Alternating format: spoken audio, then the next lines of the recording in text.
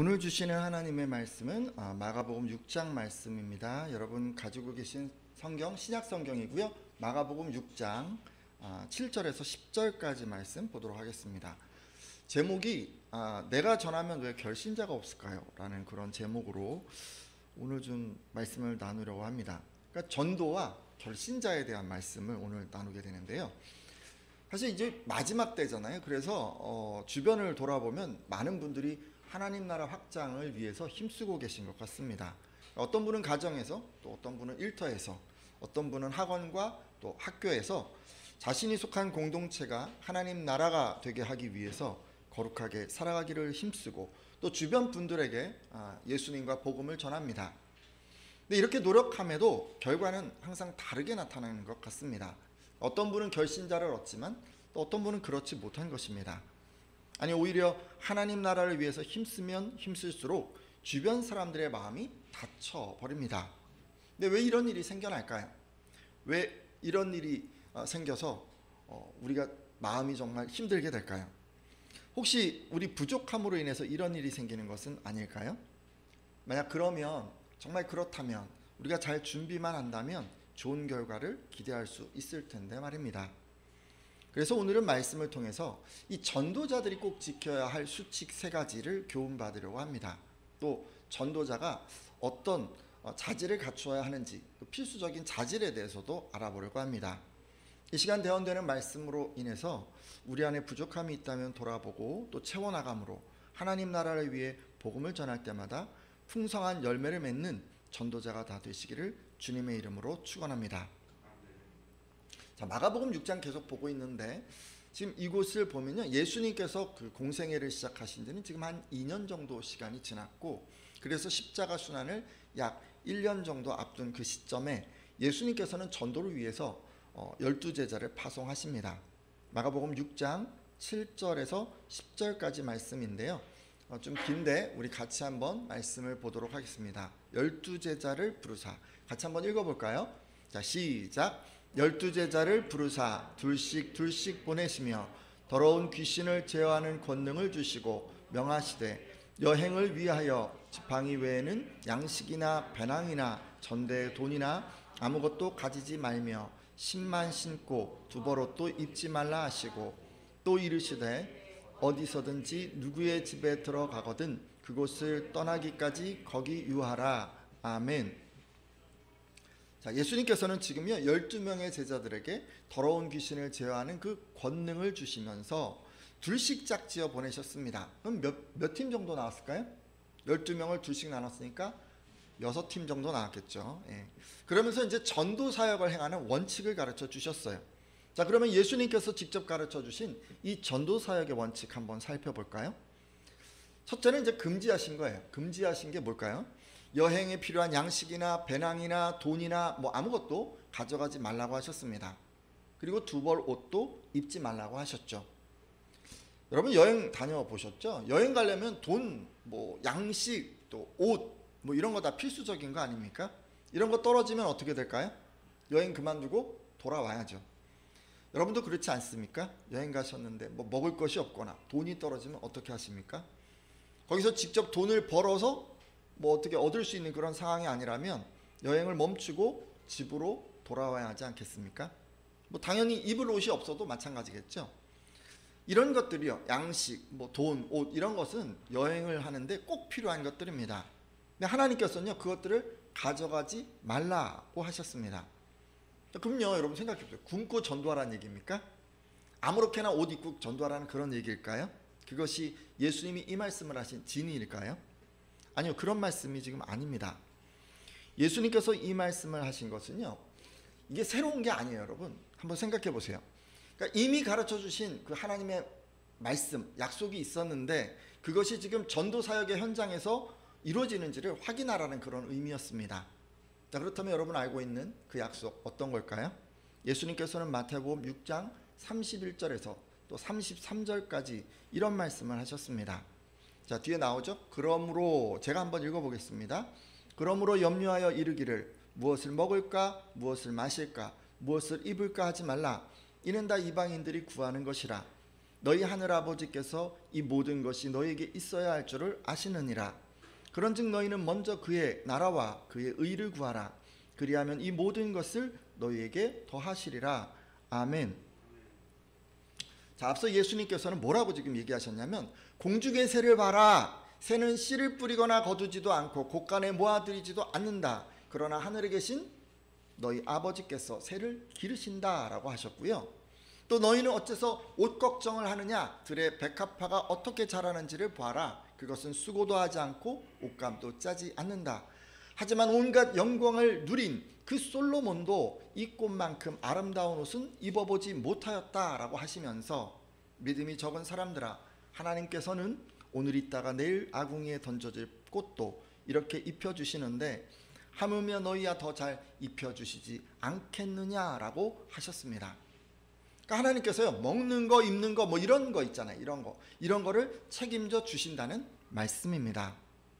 그러면서 이렇게 얘기하셨어요.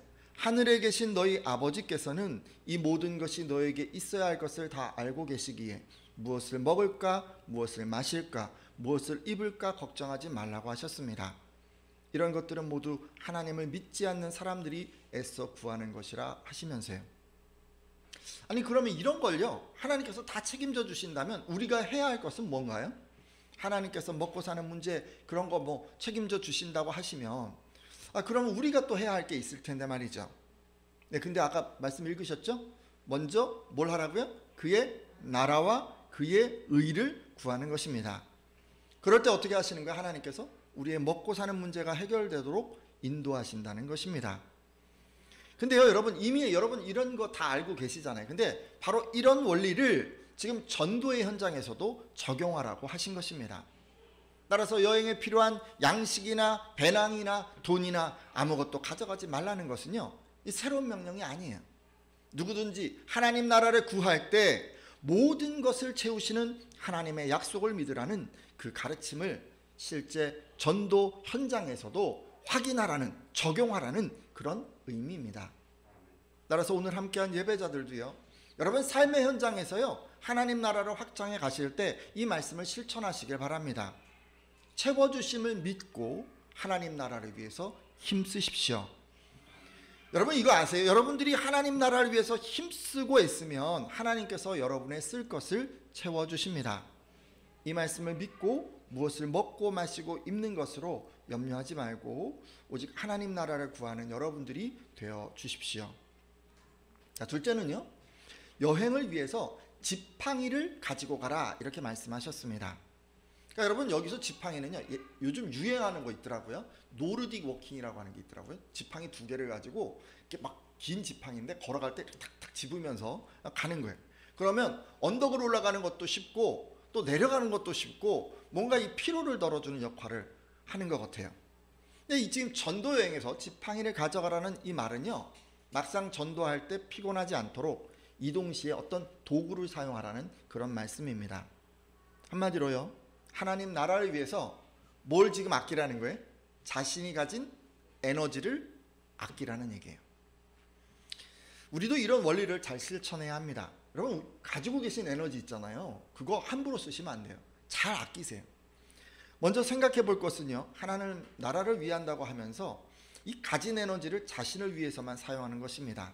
여러분 이런 것은 신실한 신앙인의 모습이라고 할 수 없습니다.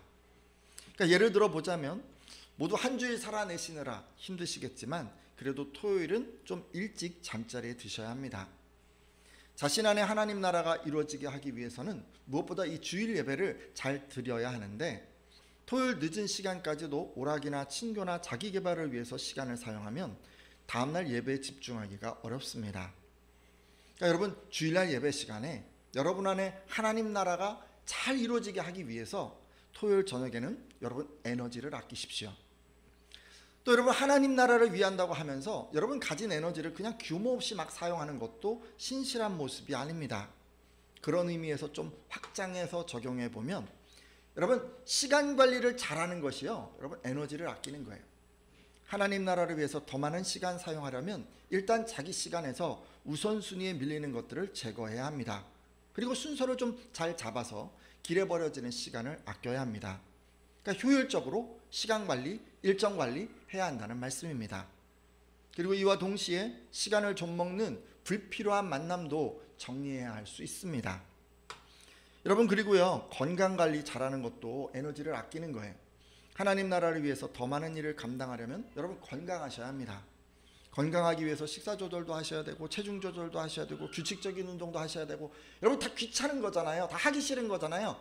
그렇지만 여러분 이런 것도 신경 쓰셔야 합니다. 그러니까 여러분이 하나님 나라를 위해서 내가 뭔가를 하고 싶다면, 애쓰고 싶다면 그럼 뭘 해야 되냐면 이런 것부터 하셔야 되는 거예요. 왜냐하면 전도자에게 뭘 사용하라고 하셨어요? 지팡이를 사용하라고 하셨기 때문이에요. 셋째는 여러분, 신을 신으라고 하셨어요. 신은 여러 지역을 순회하면서 이 전도해야 하는 제자들에게는 필수품입니다.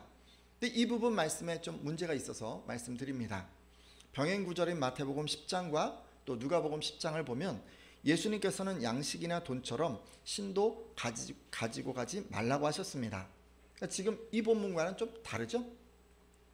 왜 그렇게 다른지 원문을 참조해 봤습니다.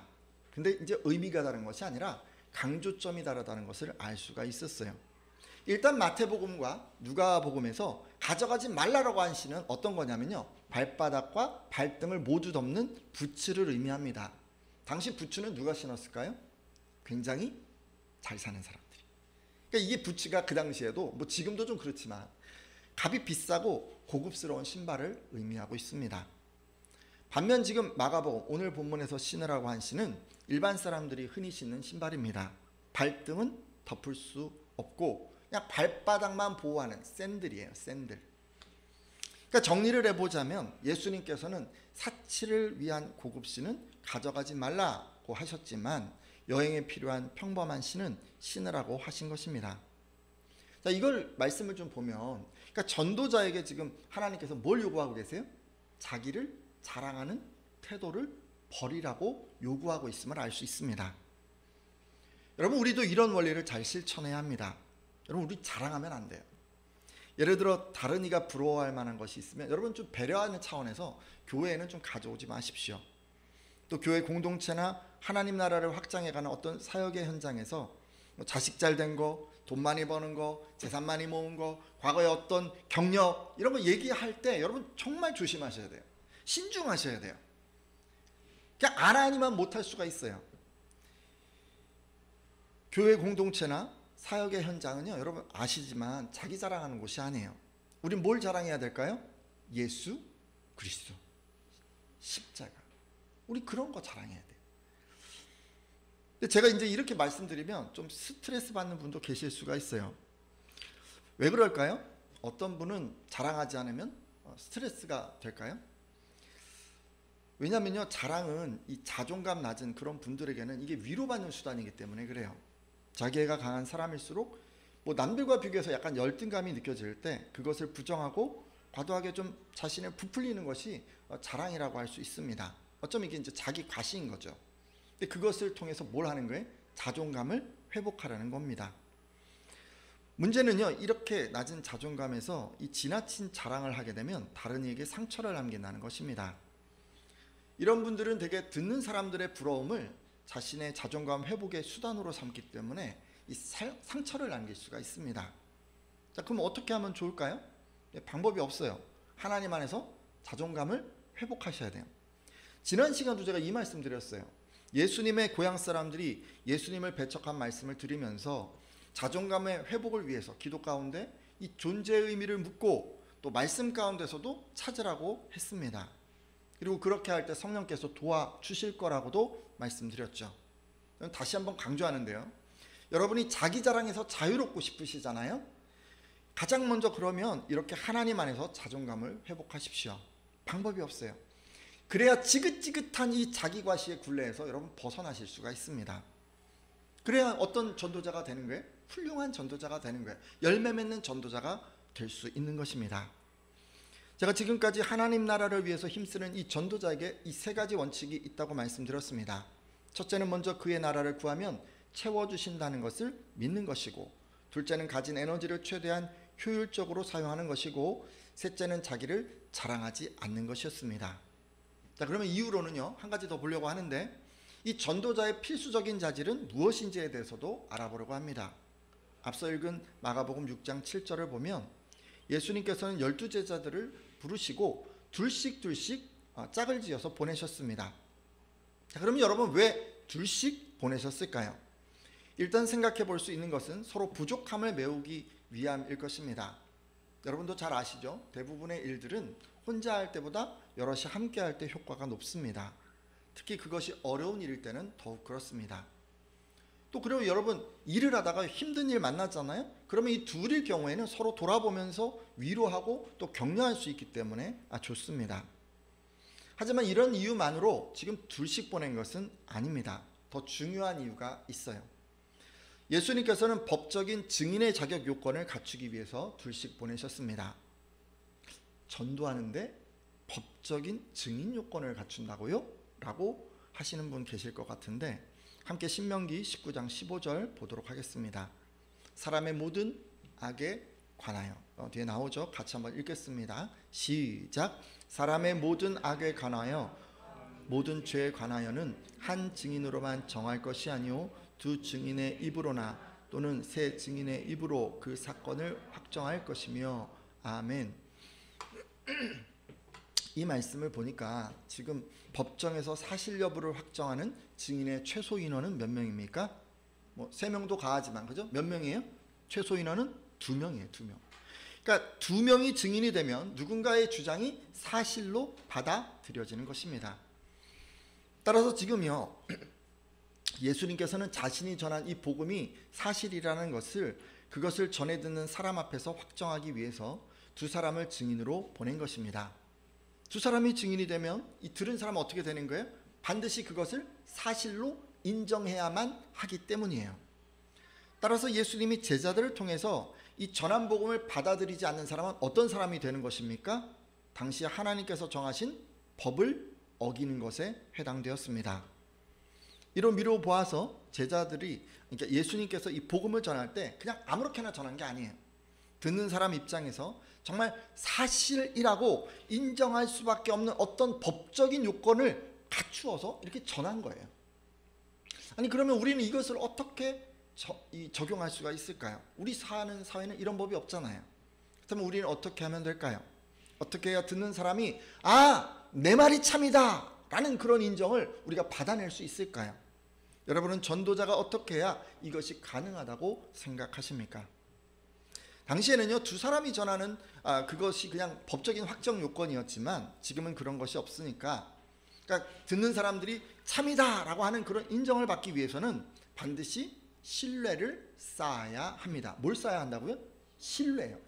신뢰가 있어야 하는 거예요. 신뢰가 두터우면 그 사람이 믿게 되는 거예요. 그래서 여러분이 복음을 전할 때 이 듣는 사람들이 믿을 수 있도록 만드셔야 합니다. 자, 그렇다면 한번 생각해 볼까요? 여러분 어떨 때 상대방의 얘기가 옳다, 맞다, 나도 한번 그렇게 해야겠다 이런 식으로 생각을 하십니까? 예를 들어 여러분의 친구가 여러분에게 운동을 좀 해라 이렇게 이제 전한다고 가정해 보겠습니다. 곁에 있는 친구가 여러분에게 운동하니까 삶의 질이 높아져, 좋아 이렇게 얘기를 했습니다. 그럼 여러분 신뢰가 됩니까? 그리고 그 얘기만 듣고 운동하고 싶습니까? 아니죠. 뭐가 더 있어야 합니까? 일단 그 사람이 실제로 운동을 하고 있어야 합니다. 자기는 하지 않으면서 전하면 신뢰가 가지 않습니다. 그리고 가능하다면 이 전하는 사람이 이 운동을 해서 뭔가 좋아진 것이 있어야 합니다. 그러니까 좋은 결과를 얻은 것이 눈에 보여야 합니다. 그래야 신뢰가 가는 것입니다. 가령 운동을 시작했어요. 그 사람이. 그리고 막 하고 있어요. 근데 그 사람이 예전보다 훨씬 더 건강해진 거예요. 진짜 질병이 나은 거예요. 혈압이 떨어진 거예요. 자신감이 생긴 거예요. 뭔가 달라졌는데 너무 좋아 보이는 거예요. 이런 식으로 실제로 삶의 질이 높아진 것을 증거해야, 그래야 듣는 사람도 그 얘기를 듣게 되는 것입니다. 믿게 되는 것입니다. 근데 신앙도 마찬가지 아닐까요? 여러분이 예수님을 믿고 천국 가세요. 그리고 이 땅에서 천국의 복을 누리세요. 이제 이렇게 전했는데 듣는 상대방이 그 말을 신뢰하려면 두 가지가 필요합니다. 일단 여러분이 전한 대로 그런 삶을 사셔야 합니다. 예수님을 믿기 때문에 일단 세상에서 구별된 삶, 죄에서 구별된 그런 삶, 이런 삶을 여러분 먼저 사셔야 합니다. 성경을 따라서 남들보다 더 도덕적이고 더 윤리적인 삶을 살아야 한다는 말씀입니다. 그러니까 이것이 가장 중요한 신앙의 기초라고 할 수 있습니다. 그리고 좀 더 구체적으로 말하자면 일상에서 성경적 가치를 쫓아서 살아가야 합니다. 여러분, 우리가 추구해야 할 가장 중요한 가치는 뭔가요? 예수님이 가르쳐 주셨죠. 단어로 얘기를 하자면 사랑이죠. 사랑. 근데 구체적으로 대상까지 얘기해 볼까요? 어디를 사랑해요? 하나님을. 또 어디를 사랑해요? 이웃을. 그렇게 사랑하라고 했어요. 그리고 신앙생활의 선한 결과도 삶으로 보여주셔야 합니다. 여러분, 신앙생활의 결과는요, 언제나 내적인 거, 외적인 거, 이 두 가지가 양면적으로 나타납니다. 예를 들면 영혼이 잘 될 뿐만 아니라 범사가 잘 되고 강건해지는 것입니다. 그러기에 여러분, 이런 분들 가끔 있어요. 예수 믿고 내가 엄청 부자가 됐어 막 자랑하는 분들이 있어요. 근데 여러분, 많은 재물을 얻고도 마음의 평안을 누리지 못하는 것은 성경적 복이 아닙니다. 잠언 10장 22절을 보면 여호와께서 주시는 복은 사람을 부하게 하고 근심을 겸하여 주시지 아니하시느니라 라고 하시기 때문입니다. 여러분, 하나님이 주시는 복은요, 늘 내적으로 또 외적으로 채워주시는 그런 복입니다. 이런 복이 오늘 함께한 예배자들의 삶 가운데 임하기를 주님의 이름으로 축원합니다. 자, 여러분, 이렇게 살아갈 때요, 전한대로 살아가고 그 결과를 삶으로 보여줄 때, 그제서야 예수님의 제자들이 둘씩 전도하는 것과 같은 효과가 생겨납니다. 그러니까 여러분의 전한 그 복음을 듣는 사람들이 신뢰하고 믿는 것입니다. 자, 이제 말씀을 맺고 기도하려고 합니다. 제가요, 전도자에게는 세 가지의 원칙이 있다고 말씀드렸습니다. 첫째는 뭐였어요? 채워주심을 믿는 거예요. 하나님께서 채워주심을 믿는 것이고, 둘째는 에너지를 효율적으로 사용하는 것이고, 셋째는 자랑하지 않는 것이었습니다. 혹시 이 부분 부족했던 분들은 돌이켜주시고, 이후로는 하나님의 채워주심을 믿고 자원을 효율적으로 사용하고 자기를 자랑하지 않게 인도해달라고 기도해 주십시오. 또 한 가지 더 말씀드렸죠. 전도자의 자질은 상대방으로부터 신뢰를 얻는 것이라고 말씀드렸습니다. 혹시 이 부분이 부족했던 분들은 돌이켜주시고 이후로는 전한 대로 살아가고 하나님 안에서 복을 누림으로 신뢰를 형성하겠다고 결단해 주십시오. 이렇게 기도하는 분들마다 하나님이 기뻐하시는 전도자가 다 되시리라 믿습니다.